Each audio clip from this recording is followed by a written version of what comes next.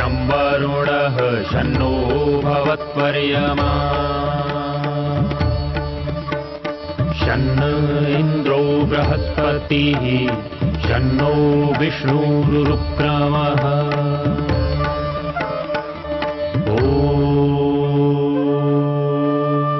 शान्ति शान्ति शान्तिः।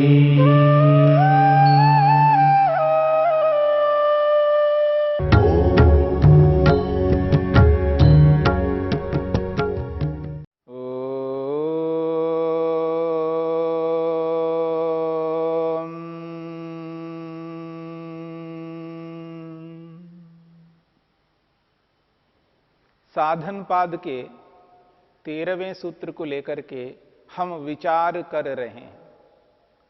सति मूले तद विपाको जात्यायुर्भोगाः।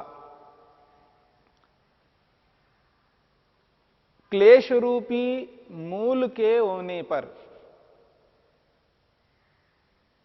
क्लेश रूपी मूल के होने पर कर्माशय फल देने वाला होता है, जाति, आयु और भोग के रूप में।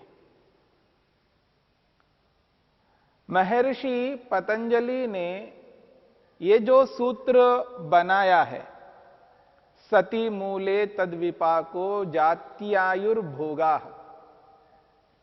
इस सूत्र पर जो भाष्य किया है महर्षि वेदव्यास ने, विस्तार से स्पष्ट किया है। महर्षि वेदव्यास कहते हैं, यदि क्लेश हैं, कारण के रूप में यदि क्लेश विद्यमान हैं, अविद्या, अस्मिता, राग, द्वेष और अभिनिवेश,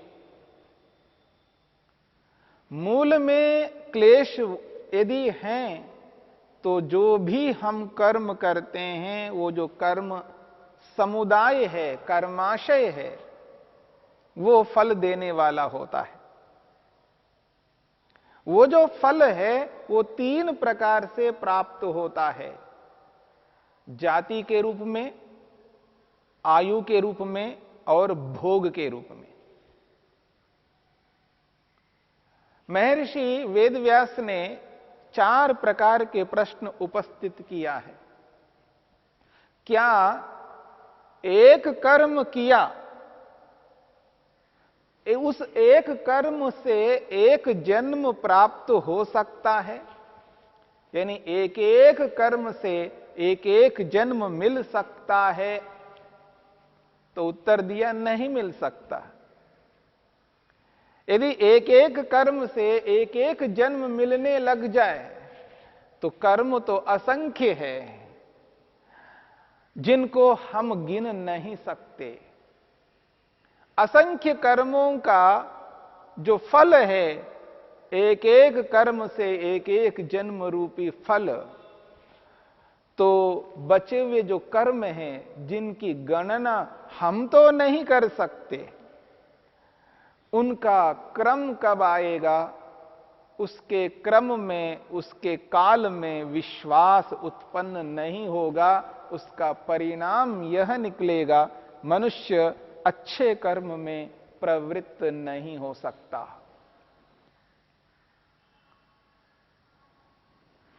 दूसरा प्रश्न किया है, एक कर्म से अनेक जन्म प्राप्त हो सकते हैं।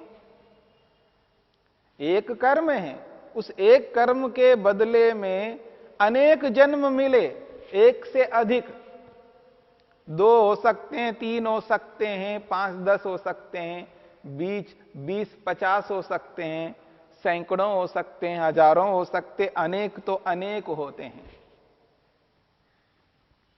क्या एक कर्म से अनेकों जन्म मिल सकते हैं? तो महर्षि ने कहा, नहीं। जब एक कर्म से एक जन्म नहीं मिल सकता, तो एक कर्म से अनेक जन्म यदि मिलने लग जाएंगे तो बहुत कठिन होगा, क्योंकि असंख्य कर्मों का तो कभी क्रम आएगा ही नहीं। एक एक कर्म से अनेकों अनेकों जन्म मिलने लग जाएं तो ये तो असंभव है, हो नहीं पाएगा। फिर कहा, क्या अनेक कर्मों से अनेक जन्म मिल जाएंगे? तो कहा है नहीं मिल सकते हैं, क्योंकि अनेक जन्म एक साथ कैसे मिलेंगे? आत्मा तो एक है। एक आत्मा अनेक जन्मों के साथ युक्त नहीं रह सकता। यदि अनेक जन्मों के साथ एक आत्मा युक्त रहने लग जाए, क्योंकि एक देशी है, एक देशी आत्मा, अल्पज्य आत्मा, अल्प सामर्थ्य वाला आत्मा एक शरीर में ही पूरा पूरा अपने प्रयोजन को नहीं कर पा रहा है। वो अनेक शरीरों में, अनेक जन्मों में कैसे एक साथ रह सकता? ये संभव नहीं है। एक समय एक जन्म के साथ युक्त हो सकता है, अनेक जन्मों के साथ युक्त नहीं हो सकता।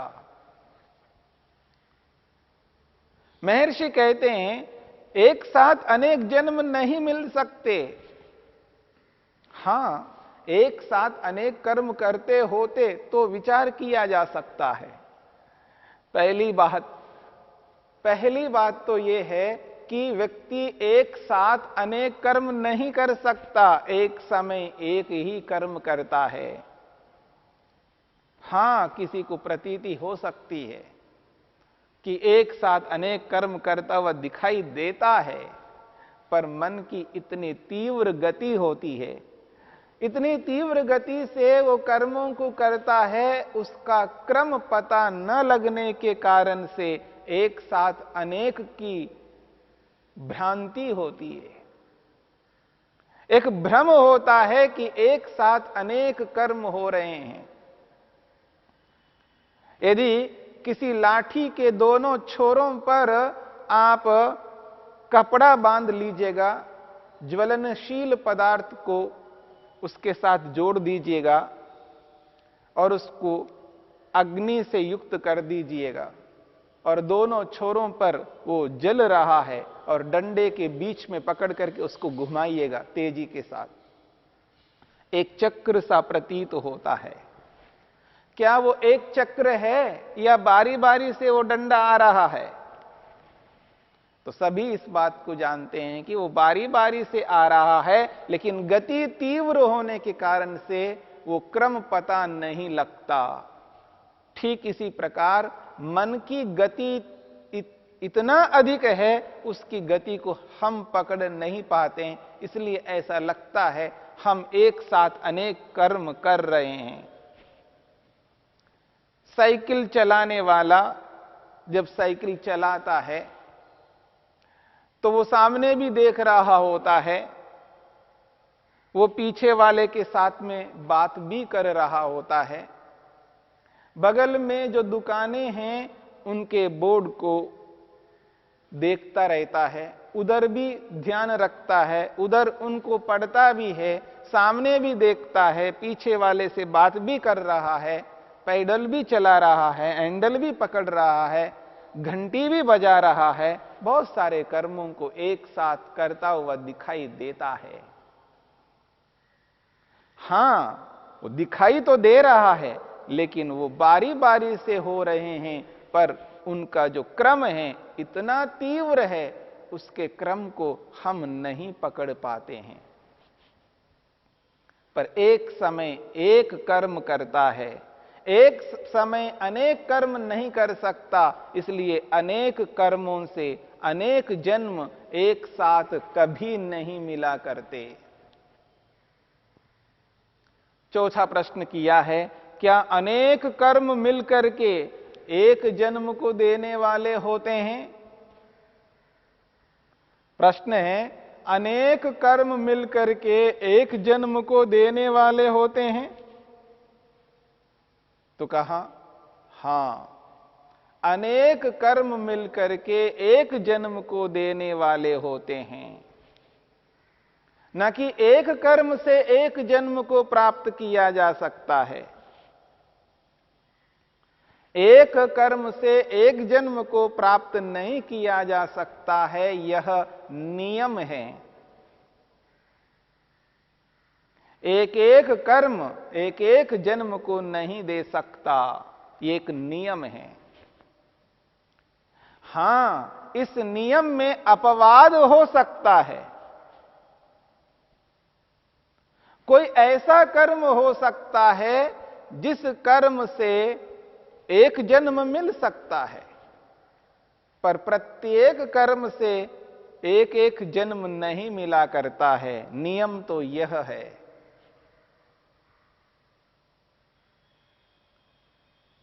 यदि एक एक कर्म से एक एक जन्म मिलने का यदि नियम बनाया जाए तो स्थिति अलग हो जाएगी। क्योंकि कैसा भी कर्म हो, कर्म तो कर्म होता है। बहुत छोटा सा कर्म क्यों ना हो और बहुत बड़ा कर्म क्यों ना हो, यदि बहुत बड़े कर्म का भी एक जन्म और एक छोटा सा कर्म है उसका भी एक जन्म, ये न्याय नहीं है। इसलिए प्रत्येक कर्म से एक एक जन्म नहीं मिला करता है, यह नियम है। परंतु इस नियम में अपवाद है। इसलिए महर्षि वेदव्यास ने स्पष्ट कहा है, इसमें अपवाद है। कोई व्यक्ति ऐसा कर्म करता है, कर्म तो एक है पर इतना बड़ा कर्म करता है और उतने बड़े कर्म का एक जन्म अवश्य मिलता है। कर्म ही ऐसा करता है व्यक्ति, वो बहुत बड़ा कर्म होता है और वो बहुत बड़ा कर्म दूसरे बहुत सारे कर्मों जैसा होता है। आप एक बात समझने का प्रयत्न करना। एक व्यक्ति एक ऐसा कर्म करता है, किसी को एक थप्पड़ मारा, कर्म है, पाप कर्म है, अन्यायपूर्वक ऐसा किया है,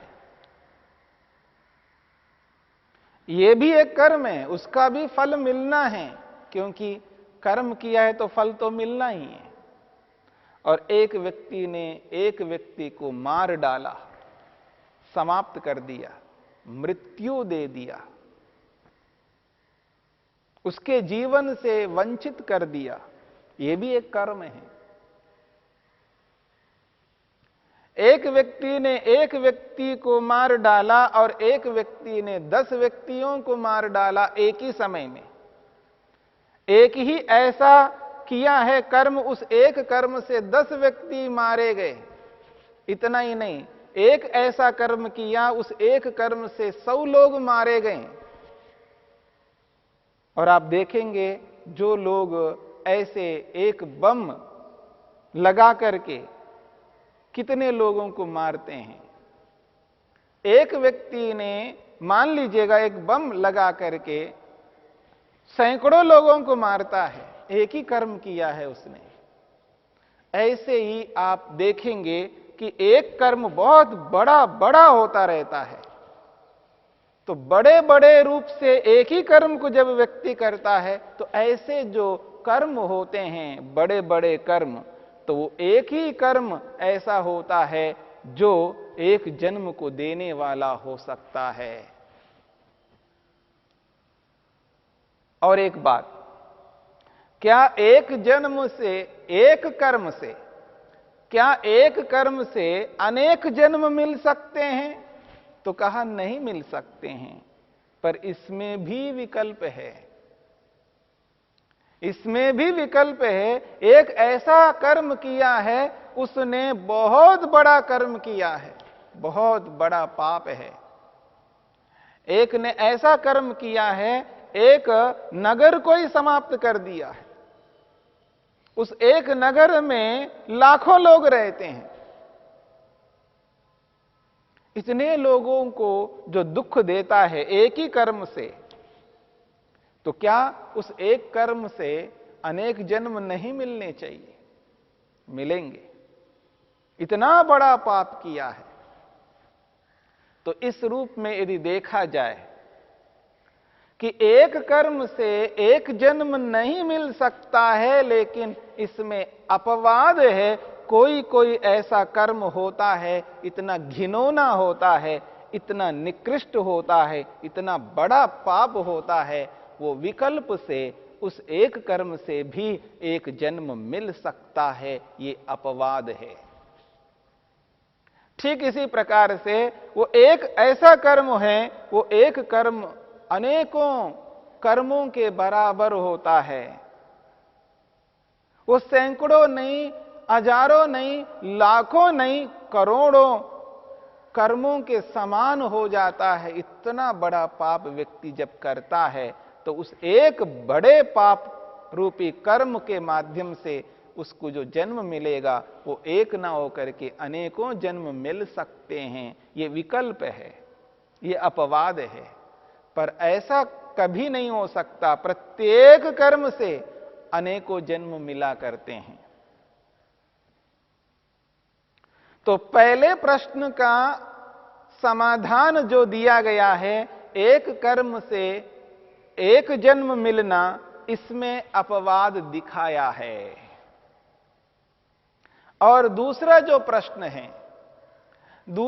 प्रश्न है कि एक कर्म से अनेकों जन्मों का मिलना नहीं हो सकता है, लेकिन इसमें भी अपवाद हो सकता है, इसलिए इसमें भी अपवाद दिखाया है। और जो तीसरा प्रश्न यह था कि अनेकों कर्मों से अनेकों जन्मों का मिलना, इसमें अपवाद ही नहीं है, क्योंकि अनेकों कर्मों से अनेकों जन्म एक साथ कभी नहीं मिल सकते। इसमें कोई अपवाद नहीं है, इसमें कोई विकल्प नहीं है। पहले प्रश्न में विकल्प है, अपवाद है, दूसरे प्रश्न में विकल्प है, अपवाद है, तीसरे प्रश्न में किसी भी प्रकार का कोई अपवाद विकल्प नहीं है, क्योंकि अनेकों कर्मों से अनेकों जन्म एक साथ कभी नहीं मिला करते हैं। और चौथा जो प्रश्न है कि क्या अनेकों कर्म मिलकर के एक जन्म दे सकते हैं, तो उत्तर दिया है हां, अनेकों कर्म मिलकर के एक जन्म को देने वाले होते हैं। और ये शाश्वत सिद्धांत है। अनेकों कर्म मिलकर के एक जन्म को देने वाले होते हैं। सती मूले तद विपाको जात्यायुर्भोगाः, ये स्थिति है। सती मूले तद विपाको जात्यायुर्भोगाः। यदि मूल क्लेश है, मूल में क्लेश विद्यमान है, तो उनका फल अवश्य मिलता है जाति, आयु और भोग के रूप में।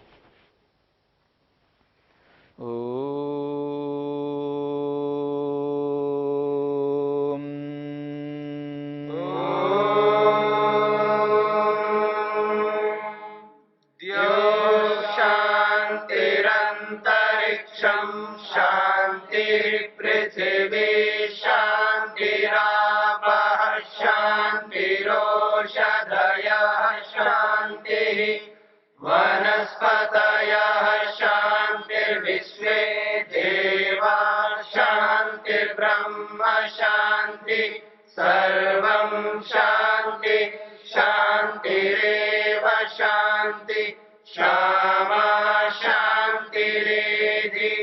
ओम शांति शांति शांति।